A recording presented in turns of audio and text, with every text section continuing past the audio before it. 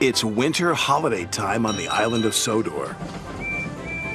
It's very cold, but the engines don't mind.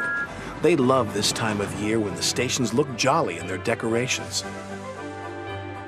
There was plenty of work with passengers and parcels to be delivered, no matter what the weather.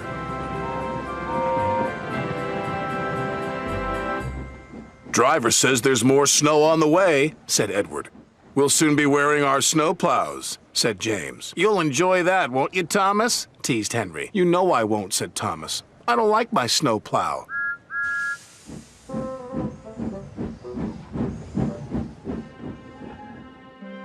Sure enough, that night the wind blew and the snow fell heavily. The next morning, Sir Topham had arrived. He told the engines they were to have snow plows fitted. "And you are to collect a special from Callan Station. It's needed for the village feast on Toby's branch line." Thomas was excited about his special, but not about his snowplow. "Please, sir, my plow is awkward and uncomfortable. Do I have to wear it?" "Everyone has to wear a snowplow," said Sir Topham Hatt. The fitters, his driver, and firemen all helped with Thomas's snowplow.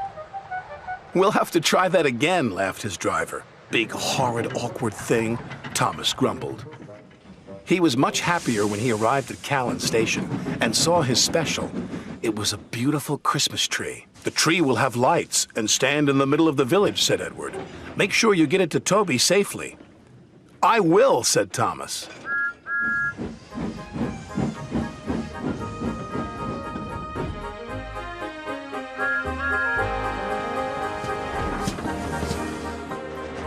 Thomas arrived at Maithwaite, and Toby was very happy to see him. "The villagers will be delighted with this tree," Toby said. "I'm glad you have your snowplow. I can't clear the snowdrifts by myself."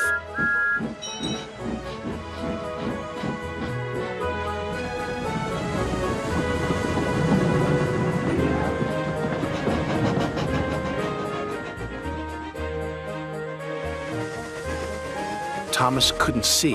There was a huge rock buried under the snow. Suddenly, his snowplow hit the rock. "Bouncing buffers!" exclaimed Thomas. "My plow is broken." His driver tried to stop, but the broken plow hit the water tower. "Cinders and ashes!" exclaimed Thomas. "We can't go any further," said Thomas's driver, "and there's no one to help us." "But the villagers need their tree," said Thomas. "Let me try again. I'm sure I can make it." It wasn't easy without a snowplow, but Thomas was determined.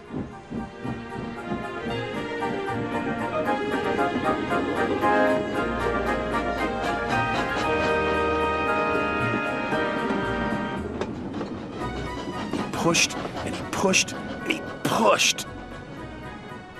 Thomas was trying as hard as he could, but there was just one snowdrift after another.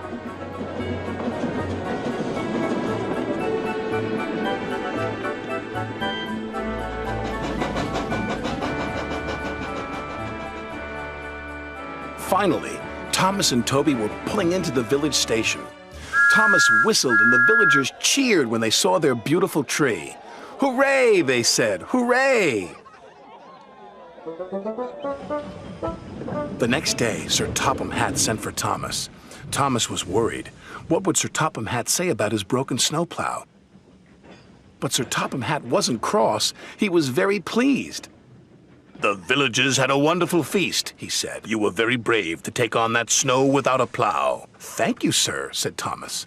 "As you know," continued Sir Topham Hatt, "there are no spare snowplows, so you'll just have to do without yours for a while." "Oh, thank you, sir," grinned Thomas.